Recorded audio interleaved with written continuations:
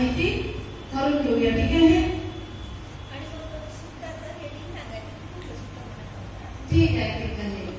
तर हे जे सूत्र म्हणून आपण वाचन करणार आहोत. भगवान बुद्धांच्या काळामध्ये जेव्हा भगवान बुद्धांनी हे सूत्र भिक्षूंना सांगितलं किंवा गृहस्थांना सांगितलं, त्यावेळेस हे असं पुस्तकामध्ये लिहिलेलं नव्हतं. त्यावेळेस भिक्षू हे मुखोद्गत करायचे, पाठांतर करायचे, भगवान बुद्धांकडून ऐकायचे आणि ते पाठांतर करत असत. तर हे जे सूत्रपठण आपण जे करत आहोत, तर हे लिपीबद्ध केव्हा झाले याबद्दल आपण थोडंसं जाणून घेऊ. तर बघा, त्याच्याकडे भगवान बुद्धांच्या महापरिनिर्वाणाच्या 4 महिन्यानंतर, एकत्र 4 महिन्यानंतर संगीती भरली होती. जर आपण पहिली संगीती म्हणतो, तर त्या पहिली संगीतीमध्ये काश्यप पंथीजी होते. काश्यप पंथीजींच्या अध्यक्षतेखाली ही समिती भरली होती आणि त्यामध्ये 500 अनंत भिक्षू होते. आणि जे आनंद तथागत भगवान बुद्धांचे चुलत भाऊ पण होते आणि भगवान बुद्धांचे शिष्य पण होते. तर हे जे आनंद नावाचे जे भिक्षू होते, तर त्या भिक्षूंना देखील समितीमध्ये बोलावण्यात आलं होतं. पण त्यावेळेस आनंद पंथीजी हे अरिहंत नव्हते. आणि जेव्हा त्यांना तिथे जायचं होतं, तर त्यांनी मनामध्ये असा विचार केला की हे सर्व अनंत भिक्षू आहेत आणि मी अनंत नाही आहो. त्यामुळे त्यांना आपला कमीपणा वाटला आणि त्यांनी खूप कठोर तपस्या केली. त्यांनी ध्यान केलं, कुठे माझं कमीपणा राहिलेला आहे त्यांनी बघितलं.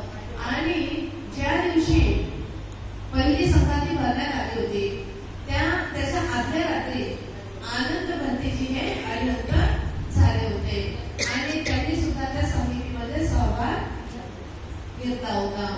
तर त्या समितीमध्ये जे काश्यप पंथीजी होते, त्यांनी आनंद पंथीजींना प्रश्न केले त्यांनी की भगवान बुद्धांनी कुठे कुठे काय काय उपदेश केलेला आहे ते तुम्ही आम्हाला सांगावे. तेव्हा आनंद पंथीजींनी एवं मे सुत्तम एकम समयम भगवा सावधियम विहरती, अशा प्रकारे आनंद पंथीजींनी आपला भगवान बुद्धांनी सांगितलेले उपदेश सांगितले. तर तेच उपदेश हे मुखोद्गत करण्यात आले. एवं मे सुत्तम म्हणजे काय? मी असं ऐकलेलं आहे. कोणाजवळून ऐकलेलं आहे? भगवान बुद्धांजवळून ऐकलेलं आहे. भगवान बुद्धांच्या मुखातून मी ऐकलेलं आहे. तर असा त्याचा अर्थ होतो. मग आनंदाने हे सर्व भगवान बुद्धांकडून ऐकलेलं. केव्हा ऐकलं? तर याची सुद्धा एक घटना घडलेली. भगवान बुद्धांचे अनेक शिष्य भगवान बुद्धांच्या सेवेमध्ये उपस्थित झाले, पण ते भगवान बुद्धांची जशी सेवा करायची तशी करत नव्हते आणि ते भगवान बुद्धांना सोडून जायचे. एक दिवस एक भिक्षू हा भगवान बुद्धांच्या सेवेस होता. भिक्षाटन करून भगवान बुद्ध आणि भिक्षू संघ जायला लागले. त्यावेळेस त्या भिक्षूंनी हट्ट धरला की जो छोटा रस्ता आहे, ज्या मार्गाने आपण लवकर जाऊ शकतो, ज्याला आपण शॉर्टकट म्हणतो, त्या शॉर्टकट रस्त्याने जाण्यासाठी त्यांनी हट्ट धरला. आणि भगवान बुद्धांनी म्हटलं, नाही, हा मार्ग आपल्यासाठी उचित नाही आहे, आपण या मार्गाने जाणार नाही. पण तो हट्ट धरू लागला आणि शेवटी भगवान बुद्धांनी त्याचं नाही ऐकलं. म्हणून तो रागाने तिथेच आपलं पात्र टाकून दिलं. तिथे त्यांनी तो पात्र सोडून दिलं जमिनीवर. तो पात्र फुटलं आणि तो त्या शॉर्टकट मार्गाने निघाला. इकडे भगवान बुद्ध जेतवनामध्ये येऊनही पोहोचले आणि तो सर्वात शेवटी भगवान बुद्धांजवळ आला. त्यावेळेस त्याचे पूर्ण वस्त्र फाटलेले होते, त्याचं पात्रही फुटलेलं होतं आणि तो रडायला लागला. भगवंता, त्या मार्गाने मी आलो तर मला काही विरोधकांनी पकडलं आणि बेदम मारहाण केली, माझे कपडेही फाडले. भगवान बुद्धांनी त्याला आपल्या सेवेमधून निवृत्त केलं. त्यानंतर आनंद हा भगवान बुद्धांच्या सेवेस उपस्थित झाला. पण आनंदाने भगवान बुद्धाला एक अट ठेवली होती. ती अट काय होती? तर भगवान बुद्धांना अशी अट ठेवली की भगवंता, तुम्ही जिथं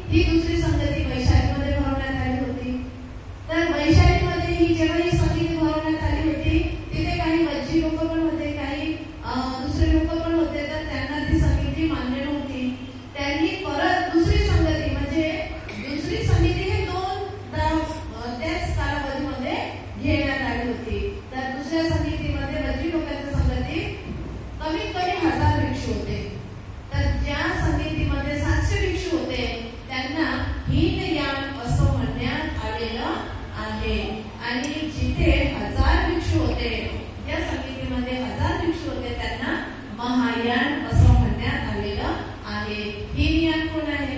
तर हीनयान जे भारतामध्ये थेरोवाद परंपरेला मानणारे जे लोक आहेत त्यांना हीनवाद असं म्हटलेलं आहे. हीनयान म्हणजे जो वृत्त असतो, खूप छोटा यान, एक त्याच्यामध्ये फक्त एकच व्यक्ती सफर करू शकतो.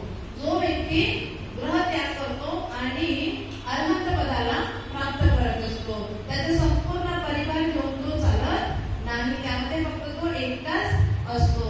आणि महायान म्हणजे ज्यामध्ये संपूर्ण परिवार भिक्षू भिक्षुणी बनत असतात. तर ही प्रथा आपल्याला कुठं बघायला मिळते? नेपाळमध्ये, भूतानमध्ये, थायलंडमध्ये आहे ना, तिब्बतमध्ये आपल्याला ही सगळी प्रथा बघायला मिळते. तर जे तिब्बतचे लोक आहेत किंवा जे नेपाळचे आहेत किंवा थायलंडमध्ये, तर हे सगळे महायानी आहेत. थायलंडचं नाही माहिती, पण तिब्बतमध्ये महायानी आपल्याला मिळतात. आता चॅटिंगमध्ये तुम्ही सर्व जाणार सभामध्ये नाही का? तर जेव्हा सर्वप्रथम जी चॅटिंग होते ती थेरोवाद लोकांची होत असते. थेरोवाद मानणारे जे भिक्षू असतात त्यांची चॅटिंग असते 10 दिवस, आणि त्यांच्यानंतर मग महायानी लोकांची चॅटिंग होत असते. तर ज्याला कालचक्र सुद्धा म्हणतात, कालचक्र पूजा करणारे जे असतात तर ते सुद्धा तिथे चॅटिंग असते. तर असे हे हीनयान आणि महायान दोन गट पडलेली दुसरी संगाती होती. आणि तिसरी संगाती ही सम्राट अशोकांच्या सानिध्यामध्ये घेण्यात आली होती. तर 236 वर्षानंतर भगवान बुद्धांच्या 236 वर्षानंतर सम्राट अशोकांच्या अध्यक्षतेखाली ती घेण्यात आली होती. आणि चौथी संगती ही श्रीलंकेमध्ये घेण्यात आली होती. तर चौथी संगती 400 वर्षानंतर 400-450 वर्षानंतर घेण्यात आली. तर चौथ्या संगतीमध्ये श्रीलंकेमध्ये हे जे आपण आता वाचन करू, जे सूत्रपठण वाचन करू, हे सूत्रपठण हे सूत्र तेव्हा लिपिबद्ध करण्यात आले होते. लक्षात आलं? तर श्रीलंकेमध्ये हे सर्व सूत्र लिहिण्यात आले होते सिंहली भाषेमध्ये. सिंहली भाषा त्यांच्या भाषेमध्ये लिहिण्यात आले होते. नंतर त्याचं पाली भाषेमध्ये अनुवाद करण्यात आलं आणि मग त्याचं आपल्या हिंदी आणि मराठीमध्ये आपल्या भारतामध्ये अनुवाद झाला आणि मग याचा हा प्रसार सुरू झाला. लक्षात आलं? 5वी आणि 6वी संगती ही बर्मा देशामध्ये घेण्यात आली होती. 6वी संगती 2500 वर्षानंतर घेण्यात आली. तर अशी हे 6 संगती एकूण झालेले आहेत. तर आपण जे आता वाचन करणार आहोत